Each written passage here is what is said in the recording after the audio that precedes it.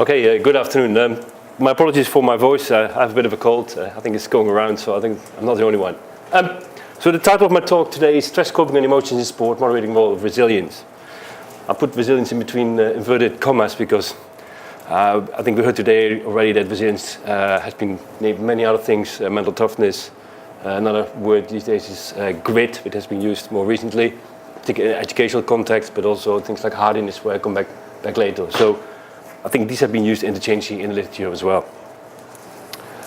Brief outline of what I'm going to talk about. So why we do stress and coping research, theoretical perspective. I think that sort of makes a difference with some of the talks I had before, because I actually work from a particular model, which gives you some answers why people who are more mentally tough and more hardy actually might perform better in stressful encounters and why they perform better. And what I said before, resilience, mental toughness, hardiness might be some of these moderators, mediators in this process. And I will try to have some practical implications along the way, so what it actually means for coaches, athletes, or sports psychologists in terms of what they can do to enhance performance or actually satisfaction with what athletes actually do. I mean, this is just the most simple model of what stress actually can mean to people. We always have to realize that stress, what the stress encounter is for one person can mean no stress to another person. So it's your interpretation of a particular event, which is what determines if it's stressful or not. That's something to really keep in mind. For example, if you're a tennis player and you have to play Roger Federer. For you, and you're number 200 in the world, it might be a challenge. For another person, it might be really fighting encounter. It's your perception, your interpretation of that particular situation, which is important. Then stresses can be from different kind of levels, at the individual level, the group level, organizational, extra-organizational. So we have to take in consideration that there are things happening at home, like Tristan having another child, so that's probably going to cause him more stress in his dancing and his golf. There might be other things in terms of organizational aspects. I mean, a lot of the governing bodies these days set very high targets for what athletes have to achieve for them to get funding. I lived in the UK for quite some time, where at some point UK athletics really set the bar very high, and a lot of athletes didn't get money anymore. Of course, what's it going to mean for you? That causes a lot of stress. At the group level, you might think you have individual sports, but even in individual sports, you often work in teams of coaches, psychologists, nutritionists, etc. So even there, you might have stresses. And the individual is more like how you perceive situations. And these can cause stress, and they have particular outcomes in terms of what might happen. So from a psychological perspective, this results in emotions. Again, we talked about it today. And particularly negative emotions. State anxiety have particularly been investigated in the sport domain. But it can also things like excitement, which is also more a positive emotion. The behavioral consequences is the way we execute through the movements. If we get under stress, we tend to be slower in things we do. The movement is not as fluent anymore. So it has behavioral consequences as well. When I started off my academic career, I actually investigated the cognitive consequences of stress. I looked at a concept called reinvestment, or probably comparable to like intrusive thoughts. Like if you get under stress, you start thinking over and over again about particular things. And reinvestment is to do with, in the sport context, is about thinking about how you execute a particular movement. And if you start thinking about how you do things, you can't do it anymore any fluent. It's like if you play the piano and think what your fingers are moving, you really can't play it anymore. And the physiological responses. Again, we had some information about it before, cortisol response, increased heart rate, breathing, etc. So this is the most simple way of how we can think about stress and what the possible consequences actually might be. We haven't really got to the question today why we should do stress research and why this is actually really important. And the obvious one is that if athletes get under stress, then performance might decrease. There's actually surprising little research on this. We have research on like that state anxiety might cause performance decrement, but it's actually very, very limited indeed. But on the whole, stress might result in performance which is not optimal for the athlete. Stress has caused a lot of health problems. David alluded to this earlier, that there's a wealth of research in the health psychology literature about how stress can have negative consequences in terms of heart disease, other diseases. But by the same token, stress is probably one of the main factors why athletes get injured. If you look at most of the models of injury and injury prevention, then the levels of stress seem to be one of the main factors why athletes get injured. Tristan also pointed out to that if we get under stress, you get discrete satisfaction of what we actually do. And ultimately, athletes might actually withdraw from the sport altogether. This is not just important at the elite level, but also at the grassroots participation level, because think about, say, the obesity epidemic across the world. If individuals are not happy in the way they perform their sport and they withdraw, then often they don't go back to the participation at all. And Holton done some research in suggesting that if athletes cannot deal with stress, in particular adolescent athletes in this instance, they cannot pursue their career to become a professional athlete. So there seems to be some good reasons why we should do stress and coping research. And that's why I pursued that for the last 15, 20 years. And this is my theoretical model I've used. This is put forward by Lassos and Polman quite some time ago. And it's been quite a robust model or theory of how we can look at the stress coping process, as a process. So they also suggest that stress and coping is an interaction between the individual with his or her environment where certain factors might influence this. So I'll briefly get you through this. So really there's a particular stressful event. It could be an important competition, there might be a bad call by a referee or other things. It could be all sorts of things. This then results in you in actually appraising the situation. What I said before, it's only when you appraise the situation as being stressful, you have to do something afterwards. If you don't see it as stressful, nothing happened, and the model basically goes away. However, if you see this thing of the event as a threat or a challenge to you, then stress emerges. It makes a hell of a difference if you see it as a threat or a challenge, though. If you see it as a challenge, you're more likely, for example, to experience positive emotions, where if you see it as a threat, it's more likely you have negative emotions. So the way we appraise stressful events makes a big difference in what we do afterwards. So there's actually 4 options here, because it can happen, something that happens in the future or something that happened in the past as well. Although in most sport we probably have looked at threat versus challenge differences. So if you've seen a situation as a stressful event as sort of endangering your commitments or goals to a particular thing you want to achieve, and you appraise it as stressful, then you also want to think about what kind of coping strategies you can implement to actually deal with this. So you have 2 aspects here. Is what's called primary and secondary appraisal. Primary appraisal is about, is it stressful to you? Does it endanger your goals? And secondary appraisal is about what can you do about it in terms of the coping strategies you have to deal with the situation. And so the secondary appraisal is not actually coping itself, it's about your evaluation of what you could do in that particular event. The next step would be you're invoking coping strategies to deal with the stressful event. There are lots of strategies we can use, and because there are lots of strategies, researchers have tried to sort of categorize them in certain higher order dimensions. So we have what we call problem-focused, emotion-focused, and avoidance coping strategies. So these are the higher order dimensions. Problem-focused strategies tend to be strategies where you try to deal with the problem and actually solve it. Emotion-focused strategies are to do with down-regulating your emotions through, for example, breathing, relaxation strategies. Whereas avoidance coping strategies is more to do with cognitively or physically actually getting away from the situation. And actually, some of the research we found that avoidance coping strategies might be quite useful in particular sporting contests. So if a referee takes a bad decision and you walk away from it, that's probably a better thing to do than start arguing or try to change it, because the referee's not going to change their mind anyway. And finally, depending on what coping strategy you have implemented to deal with the stressful event, you have certain outcomes. If you successfully dealt with the situation, you probably have positive emotions. If not, you might have negative emotion or negative mood. It also has influence on your performance. This in turn will then influence how you appraise the next event. So it's a cyclical process of evaluation event after event happening to you. And then there are factors which influence this whole process either in a direct or indirect way.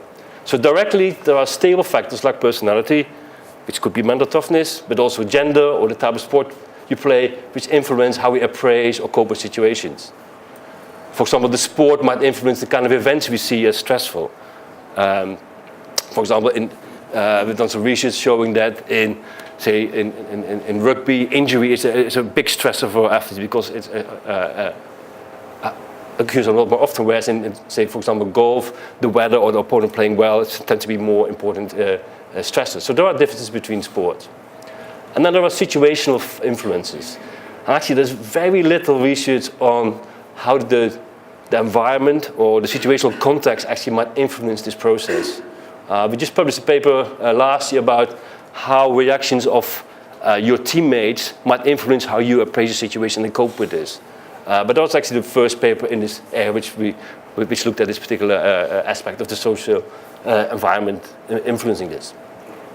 So over the last 15 years, we have done, mainly with PhD students, we looked at a lot of these aspects within the stress and coping process, and I will also go through you of how that actually panned out. So when we started off, we really first looked what are the sort of the stressful events happening in sport. Because people have argued that there are so many events, it's difficult to classify, and it becomes very difficult for people, for example, sports psychologists or coaches to deal with. So we've done quite a few diary studies where elite athletes over a period of time kept a diary of the type of stressful events they encountered during their training and competitive events. And actually what we found was that generally 4 or 5 stressors seem to dominate their particular sport. Again, it differs a bit by sport, but for 70–80% of the time, it are these 4 or 5 stressors which they re-encounter over time and time again. Which, as a sports psychologist, made it a bit easier to deal with, because you know what these major things are and how you might be able to deal with it. What we also found was that athletes actually experience a lot more stresses during training than during competitive situations. Which means we don't have to prepare them just for the competitive situation, but also for the training. The stress intensity of the stressfulness of the situation tends to be higher in competitions, but they actually experience less stresses in those contexts. We find that there's a frequency and some temporal variations. Of course, athletes experience more stresses when the competitions are more important to them compared to less important competitions. And what I said before, the number of stresses tend to be actually limited rather than infinite in nature. So this was sort of, we started off about 15 years ago with this kind of research. And if you think about it, so what kind of consequences does it actually have? So athletes experience a multitude of stresses. What I said before, they could be either in the sport context or outside the sport context, which influence their performance in the end. So what can we do in order to actually deal with that? First instance is to actually look at the way you appraise these stresses. What I said before is about how you look at a situation and what you think about the event. If you don't see it as a stressor, that would be the most beneficial outcome. But if you can change your appraisal from being a threat to a challenge, that also might be a lot more beneficial in terms of what kind of coping strategies individuals might invoke. What we haven't seen much about is about how we maybe can manage the environment or engage in social engineering. I suppose you've seen it a bit in youth sport where parents have been removed from youth games because they shout too much. Basically, they're causing the stress to the players, and if you remove them, they have a lot more fun and enjoy themselves a lot more and experience a lot more stress. But this happens in elite sport as well. I reckon a lot of coaches actually cause a lot of stress to athletes, but they tend not to be removed. Sometimes that will happen, but I think we have to think about the situation as well. Of course, in sport, you have to, for example, play in front of an audience, and you cannot sort of get away from that. You cannot have athletes just perform on their own. So there are situations where it's more difficult. But I think we sometimes have to think about how we might create or control environments where we can reduce the stress on individuals or make the stress in a manageable way so that they can actually develop coping strategies to deal with it in the future. And I think it's particularly important in younger and particularly adolescent athletes. So the next bit, I just want to talk about a couple of studies we've done looking at stable factors, and in this instance, mental toughness, and how it might influence appraisal and coping. So in doing that, so we looked at what actually mental toughness is. So what I said to you before, there are different terms that have been used for it, like hardiness, resilience, mental toughness, and actually the most recent one is grit. And again, people have different kind of perceptions of what it actually means. From today's early discussions, people had lively discussions on what they thought it might mean. And you look at these particular pictures, and does it mean the same to you as to other individuals? Are these people seen as mentally tough or resilient in what they do? More often you find these kind of slogans which hang in dressing rooms and locker rooms, and they say like, in order to actually to get the best out of yourself, you have to be mentally tough. But what does it actually mean? So it takes more than muscle, more than practice, more than sheer determination to get to the top. But what are these characteristics then to get you there? What is it from a psychological perspective to actually get people a mind of a champion? So it's easy to say these things, but actually to measure it and to actually identify what it is far more complicated. So when I was at Hull University, I worked with a colleague of mine called Peter Clough, and he sort of introduced me to the concept of hardiness. And so just make a quick comparison here between hardiness and mental toughness. So I would say hardiness was probably the first concept proposed within the psychological literature, which is a similar concept to resilience. It was Kabasa in 1979 who actually said this. So it's an individual trait that acts as a buffer between life stressors and individual's reaction to them. And if you look at what mental toughness means, it's an ability to cope with or handle pressure. It seems a very similar thing. The next one by Martin Kabasa a bit later on, in general quality that emerges from rich, varied and rewarding childhood experiences, which manifests itself in feelings and behaviors that are characterized as committed, controlled and challenged. This is actually quite an interesting quote, because what it suggests here is that it's both a trait and something we can learn, and learn through experiences early in lifehood, which means we could actually change this. And the same mental toughness is the possession of superior mental skills. Again, mental skills is something we can learn. So it seems to be that it's more nurture rather than nature in this constant. And again, so Jim Loehr was probably the first sports psychologist who sort of actually wrote about mental toughness in the sports psychological literature. So when we start doing this research, we adapted the model performed by Clough and colleagues, which was based on hardiness. So hardiness is to do with control, commitment, and challenge. And Clough and colleagues added the additional C to it, which was confidence. So with control, they mean things like control over your emotions, be able to be in the here and now, but also control over your life, what you want to achieve in your life. Commitment is to do with like your stickability, or be able to continue even if you have failed at doing something. I think we heard of this kind of things before and today. Challenges by seeing opportunities as growth. I think we talked about this today as well, like doing things and by learning from it rather than seeing things as a threat and causing anxiety to you. And confidence has to do with your confidence in your ability to execute certain physical skills. For example, you know that if you continue a particular task, that you will actually be able to bring it to successful completion.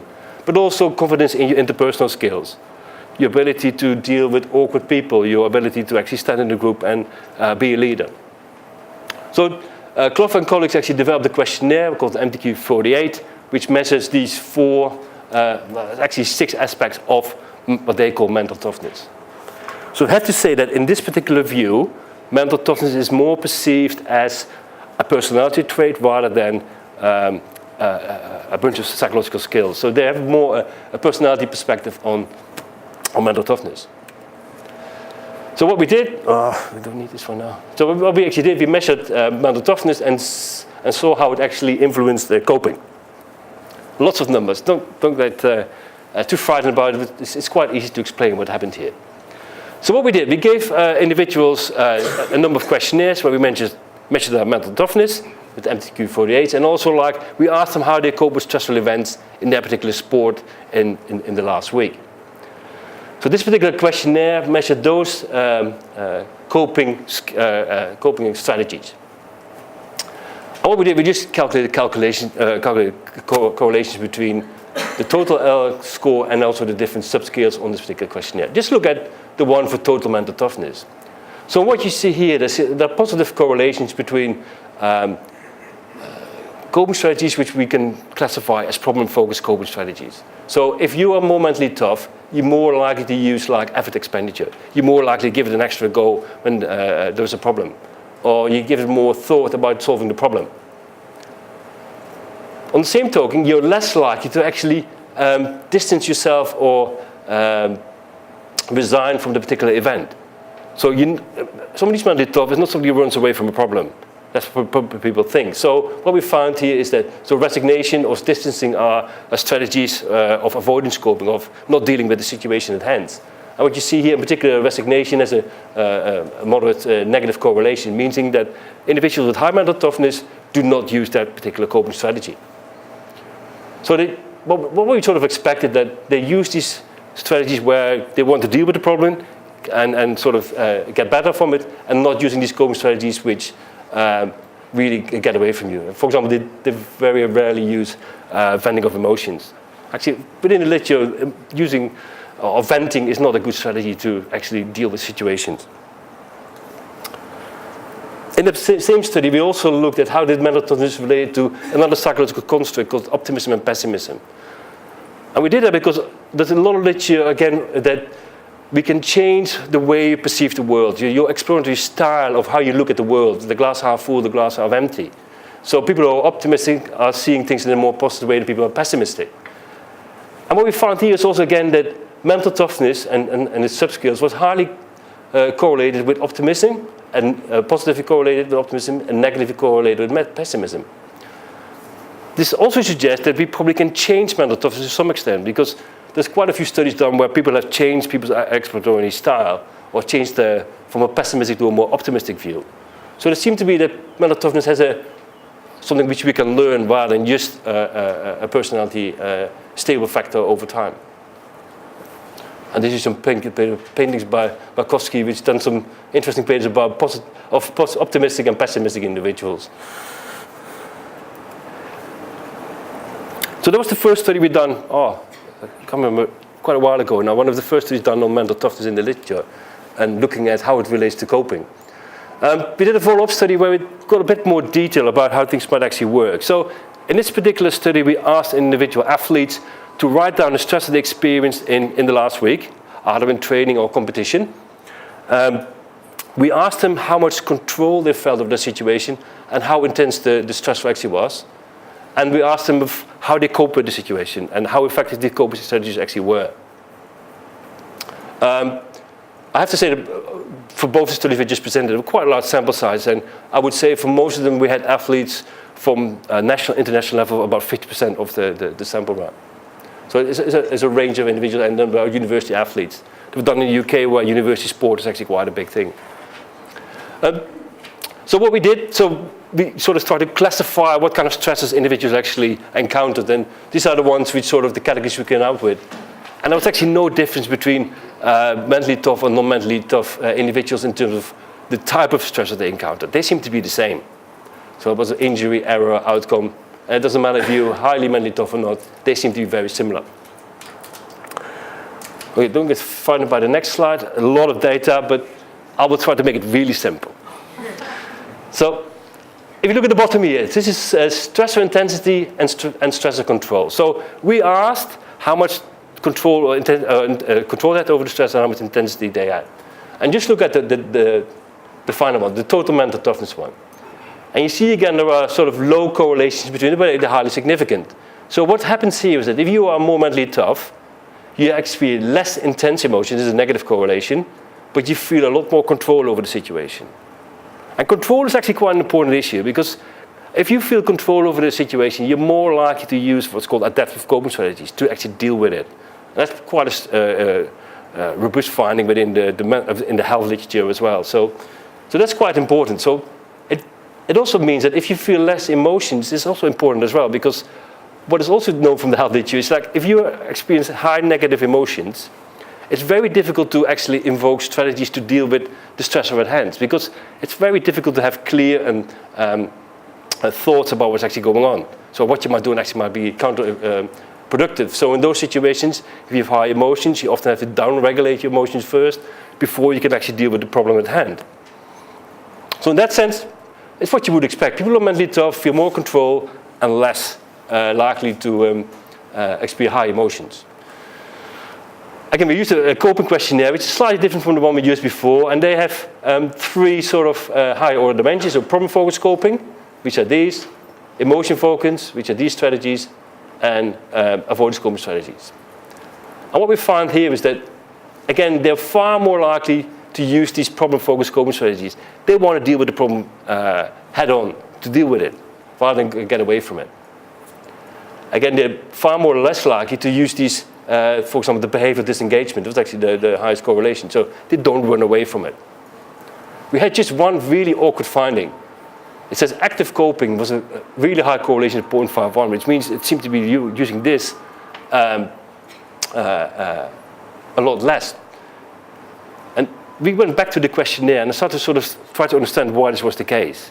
And this was a questionnaire developed in '89. And actually, active coping in this instance actually means to actually run away or get away from the stressor or to change its meaning. So in that sense, it makes sense that people who are mental actually don't want to do that. Again, they want to deal with the situation head on and don't actually run away from it.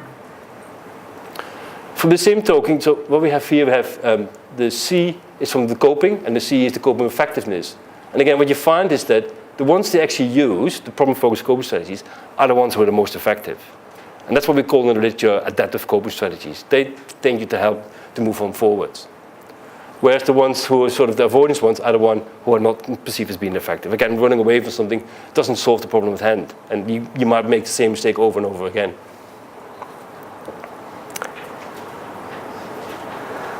So it seems to be that, I'll go to the next slide. So,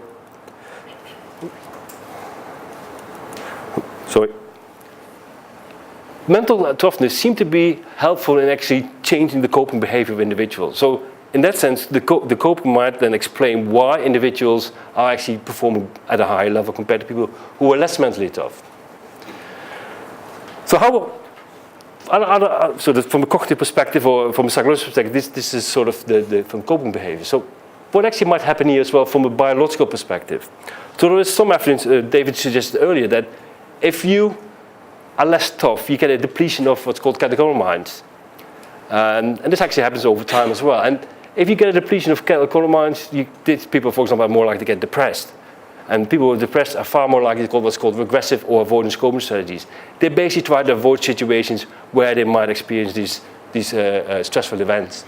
So that might explain why mental toughness might improve the use of more problem-focused coping strategies. By the same token, if you overcome challenges, you're far more likely to feel confident in what you do and take responsibility for the things, and your response becomes less or more automatic in nature. I have to say, coping is not an automatic response. If it's automatic, it's not coping anymore. According to Lazarus and Polman, coping has to be a conscious effort to actually deal with the situation. So in that sense, it's being called transformational or confrontational coping. So you develop these more problem-solving coping strategies.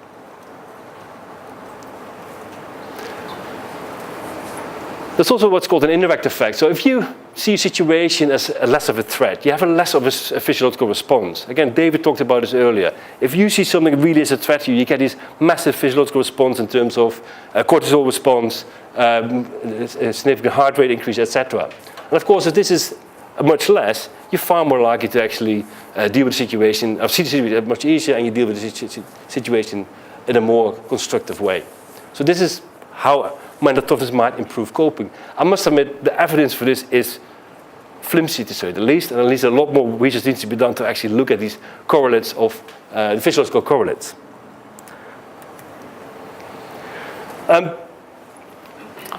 Although we did some study myself, more recently with elite swimmers, where we looked at the cortisol awakening response. So what we did, we looked at the level of resilience, so trait resilience, and we measured the awakening cortisol response. And we categorized the individuals as either high resilient or low resilient, and we looked at if they had a low or high cortisol response. So if you look at the high, it's called AUC, that means area under the curve. It's the way we actually measure cortisol responses. So what we found in this particular study was that it's particularly when you're high in resilience and have a low cortisol response, that is when you actually perform to your best. So in this particular study, like even individuals who had if you look at this particular line, so people who are low in, who were high in resilience but a high cortisol, they still had performed actually at a lower level. So it's a combination of resilience and the physiological response in terms of cortisol, which made individuals perform to the best of their ability. So cortisol response seems to be a driver here as well. And there is some influence of people who are mentally tough are more likely to get back to normal compared to others in terms of other physiological responses as well. I must admit, like, the problem with cortisol measurement is actually very difficult to do. You have to do multiple measurements, and actually do it in the elite setting is quite a difficult thing to do because, particularly on race days, can you actually get a cortisol response just before people have to get out? Often events are early in the morning as well, so it's a difficult way of actually providing empirical evidence for these kind of situations. So why does mental toughness might work? So it buffers against stress. It alters perception of the stressor. It uses more adaptive coping strategies, and there might be some biological differences. The big question then is it something which is nature or nurture? And this is a big question. I mean, there's been a study done by Horsburgh and colleagues who looked at the genetic component of the mental toughness questionnaire with twin studies, and they suggested that about 50% of the mental toughness was through the genetic components, and about 44% to non-shared experiences. It means that shared experience of twins was only about 5 to 6% of it. So it seems to be that, yes, it's both. It's a bit of genetics and a bit of experience you have through life. And it's actually similar to what happens in most personality research, where all our personalities seem to change a bit over time. It's not the same all the way around. That is what Tristan showed earlier, that it's like the curve changes a bit over time. And we did a study a while ago as well, where we looked at mental toughness across age and how it might actually change. And if you look at the one for so total mental toughness, which is the circle, you see there's a slight increase over time.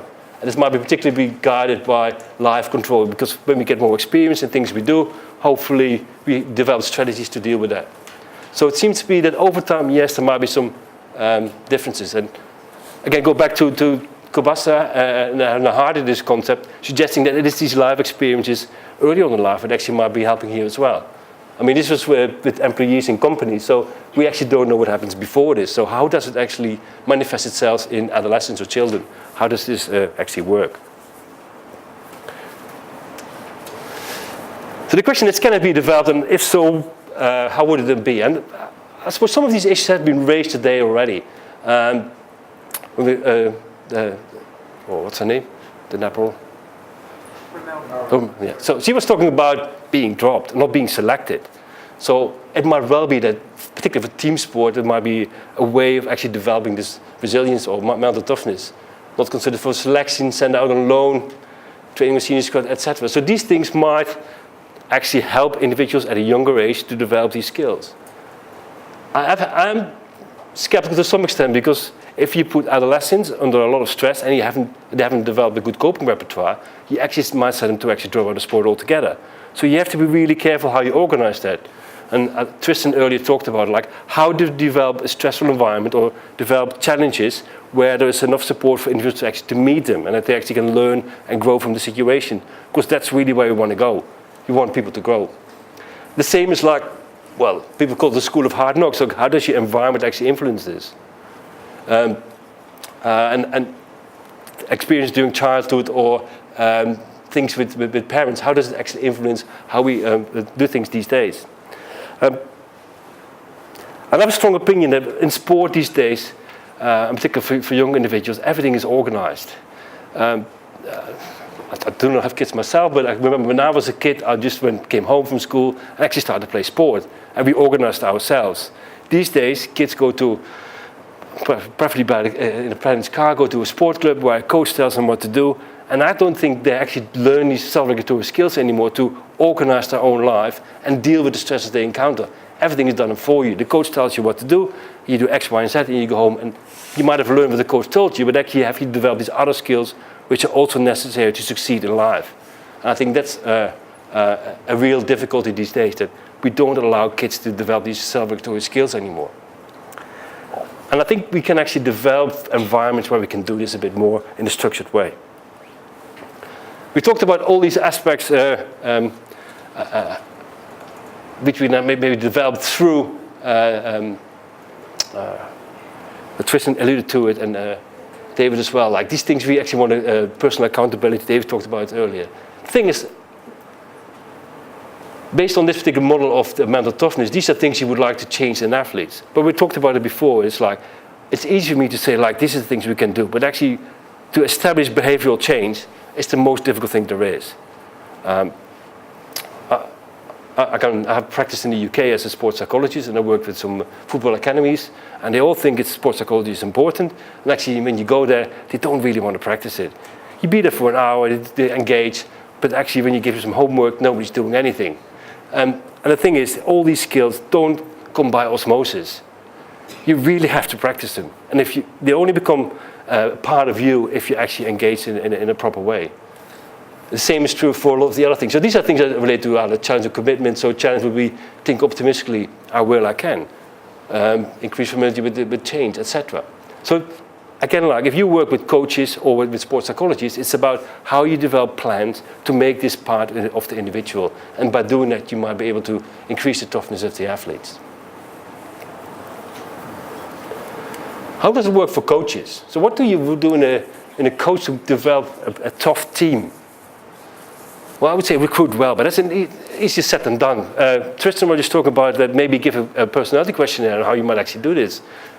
But how many teams or clubs actually go to athletes and maybe fill out questionnaires? Actually, it was done in the UK in about 15 years ago at Bolton Wanderers, where all recruits were actually psychologically tested before they were recruited. This was Sam Allardyce at the time. And he actually built teams based on matching personality traits between athletes. And I don't think that happens a lot these days in many sports, but it could be in rowing, it could be in team sport, etc.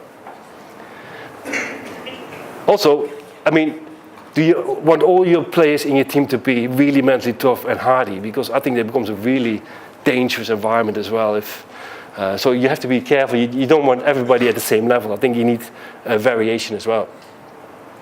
Another interesting one, which I believe is really important, is to create challenges in training so that the day game actually becomes an easy way to deal with situations. Again, it's easier said than done. In some sports, what we said before, you actually haven't got enough competitions full stop. So how do you do that in a training situation? Create hurdles for players to overcome. I think in particular for adolescents, younger athletes, it's an important thing to do. The way you provide feedback to athletes, it's not about you doing things wrong, but how you can learn from mistakes. I think it's what David talked about earlier on. Have to be assertive and be able to actually have discussions with coaches as well about doing things. I mean, I'm originally from the Netherlands, and Dutch people tend to be assertive a lot and tend to argue with their coaches. So it's maybe more in our nature, but I think it actually really helps. And actually make them accountable for what they do. So how did you play rather than just the team? I think that's a really important issue as well. And it might help coaches to develop the toughness in their athletes. So what I hopefully have shown today is that mental toughness can actually influence the way athletes might appraise or deal with or cope with stressful events in a sporting context. And actually might help them to have more adaptive strategies, and by doing so, perform at a higher level. However, there's still very little evidence about how we can make this or enhance the mental toughness in these athletes. So there are very few interventions done, and there's very few interventions where we can see what are the active ingredients which might help the athletes. I'm also really keen to see more how the social environment works in this. I think a good example is concussions in sport, where in the past people thought it was okay to play on with a concussion. And people probably now say, like, really? I mean, concussion is a really serious damage to your brain. And actually, these people who played on with a concussion should probably not be complimented for doing so. If anything, there should be said warnings about this. So how does the social environment or the sport itself actually deal with this? And we actually done some research where mental toughness is actually detrimental to injury rehabilitation because the athletes want to do too much. And actually, by doing so, they create more problems for themselves. So there are some situations where being too resilient or too mentally tough might have negative consequences for the athlete and actually might cost their career full stop or have negative consequences later in life. So that's the last point I really want to make. And that's it, I think. Okay, Darius is next.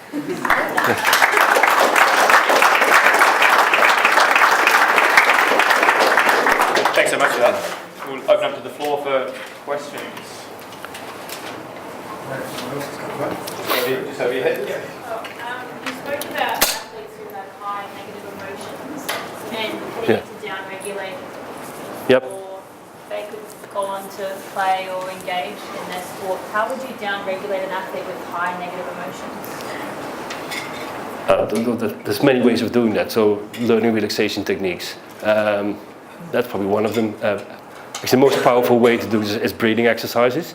A couple of deep breaths often might help you to actually down-regulate negative feelings you already have, depending on the situation. Particularly if it is beyond the pitch, you really have to do it quickly. So taking 2 deep breaths might help you to actually feel more emotionally in control and think about solutions of dealing with the stressful event. But if your emotional state is too high, people make often very bad decisions when they're emotional. So you really have to down-regulate before you deal with the situation. Many years ago, Jeff Bond, who was a sports psychologist at the AIS, told me that, in his belief, mental toughness was situation specific. That people could be very mentally tough in one situation, but not at all mentally tough in another. Is that still the feeling, or?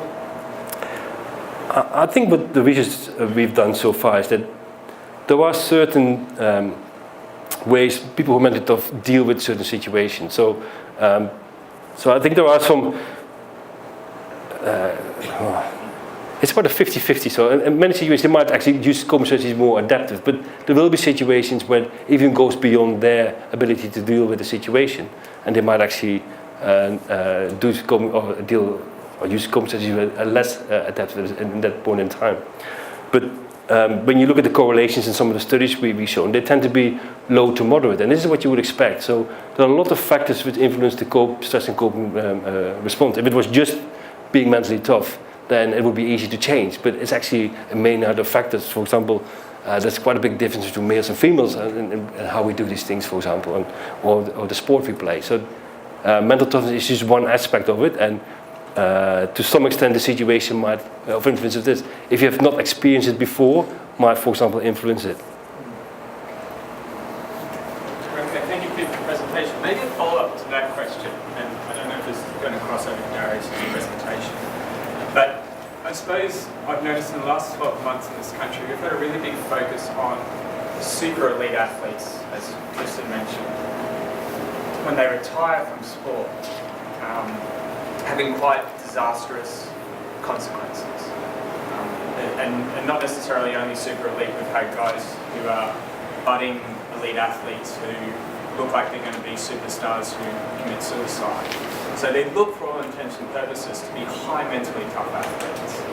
But something happens in the situation. It's not a moderate change. This is going from super mental tough to, I guess, the complete other end of the spectrum. I guess, what's your opinion or take on what's going on there?